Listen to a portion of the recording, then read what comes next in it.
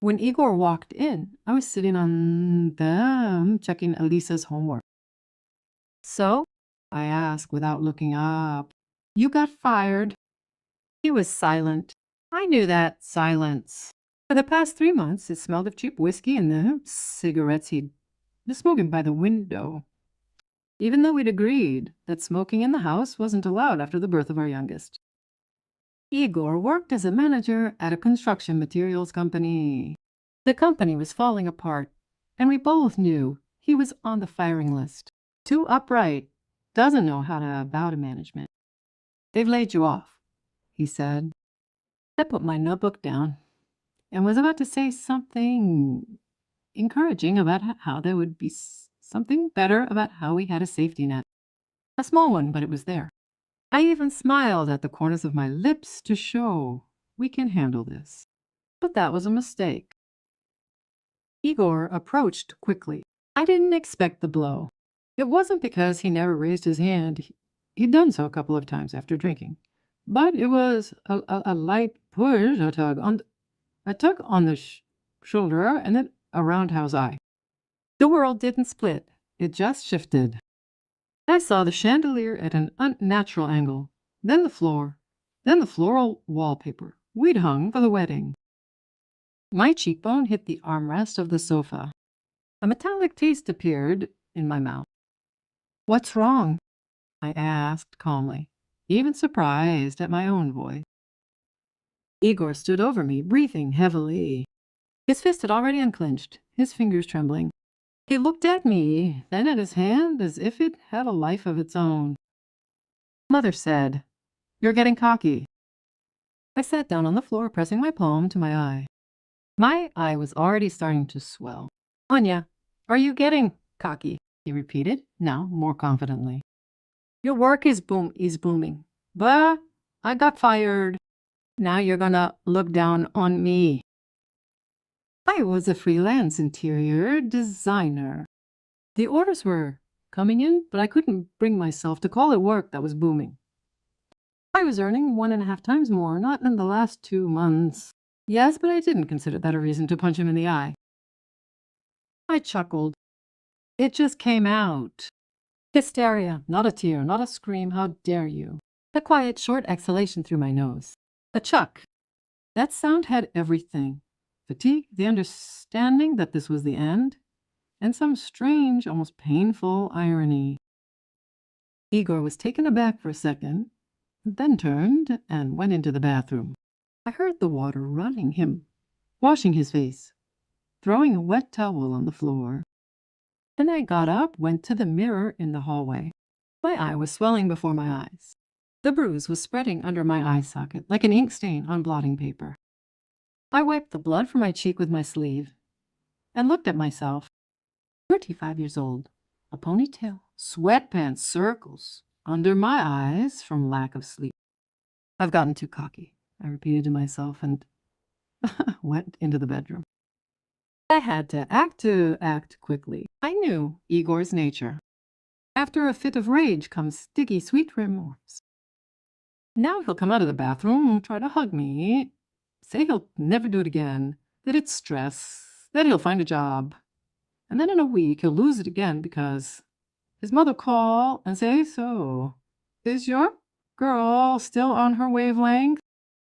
I took out his large suitcase, the one we took to Egypt, and a second smaller one.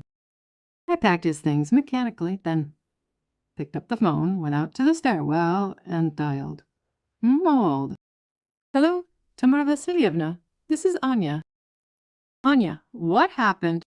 My mother-in-law's voice was oily saccharine. She always called me Annechka when she wanted to find out something. And the other days, it was Igor who got fired and hit me. I heard her sigh. Not scared, but tired, as if I told her about the rain outside the window. "Well, not without reason," she drawled. "You probably got him yourself. The boys are nervous. They need support, not—" "I'm not calling to complain, Tamara Vasilyevna. I'm calling to warn you. In 10 minutes, your son will be at your door with suitcases. Meet him." Why is that? Her voice rose an octave and a half. I didn't invite him. We have our own problems. Father is sick and you have your own apartment. You have your own pension. You have your son whom you raised. You yourself told him that I'm getting arrogant. So you know what's right. So take him. You little brat, my mother-in-law screamed. How dare you? I gave birth to him. I know how to raise him. And you, a nobody, have taken over our apartment. I calmly replied, you know what? Actually, the apartment is mine, Tamara Vasilyevna. I bought it myself. My parents gave me the money before the wedding, and your son is registered with you. So legally, he's just a guest here. And I turned off the phone. There was emptiness inside. Not pain, not fear, just emptiness. I returned to the apartment. Igor was sitting in the kitchen drinking water straight from the kettle, saw me with a black eye, and his face twisted. It was that very remorse. Anya, forgive me, I'm an idiot. It's all nerves, this work isn't necessary. I said, your things are packed in the hallway. You're going to your mom's. Igor froze, then began to blush slowly from neck to ears. Why are you throwing me out? His voice became quiet and dangerous. From my own apartment. From mine, I corrected him. Have you forgotten? You're not even registered here. You've lived here for 5 years by my grace. And this is your payment for your grace. Igor jumped up.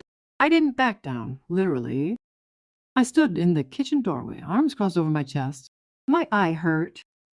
Igor was a head taller than me and 20 kilograms heavier.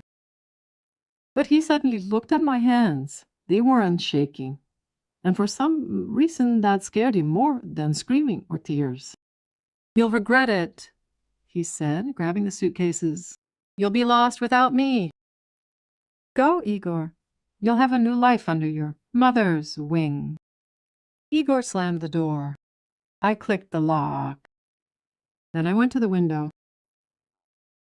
Across the courtyard on the first floor, the light was on in my mother-in-law's apartment. I saw Igor approach the entrance with his suitcases and ring the intercom. I saw the door open, my mother-in-law come out of the entrance, wave her arms. And even from here, I heard her scream. Son, why did you come with suitcases? I didn't call you. I didn't call you, I said. Igor answered something, pointing at our house. My mother-in-law interrupted him, blocking the entrance. I saw him trying to enter, my mother-in-law pushing him back out of the entrance. I chuckled again, but this time loudly. Then I texted my best friend. Sveta, hi. Today my husband hit me for the first time in his life. My eye is swollen shut. Oh, no big deal. I sent him out. Do you know a good divorce lawyer? The answer came a minute later.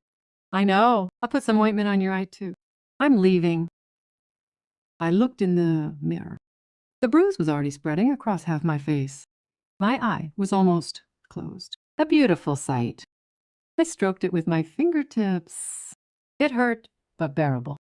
I felt sorry for Igor. No, not because I loved him. Love ended somewhere between the first push and the second glass of whiskey. I simply felt sorry for the man whose own mother had taught him. A woman needs to be beaten so she doesn't get cocky. And when he followed her instructions, she slammed the door in his face because she herself had gotten cocky. A mother-in-law who decided she had the right to teach her son how to treat his wife in someone else's apartment. But when the problem arrived at her doorstep with suitcases, she was not happy. The doorbell rang. I flinched and looked through the peephole. Sveta was there with a first aid kit and a bag of cakes. I opened the door. She gasped when she saw my face, but said nothing, like, poor you. Sveta had known me for a long time. She simply walked in, put the kettle on, and said, come on, tell me everything in order. And then we'll figure out how to make sure he can never come near you or the kids again. And I told him, from that chuckle to that scream in the window across the street. I saw Igor leave with the same suitcases, get into a taxi, and drive away. Where does it matter?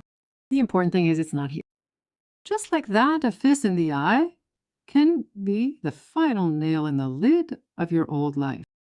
If you chuckle at the right time and then make the right call, that lid will slam shut quietly and forever.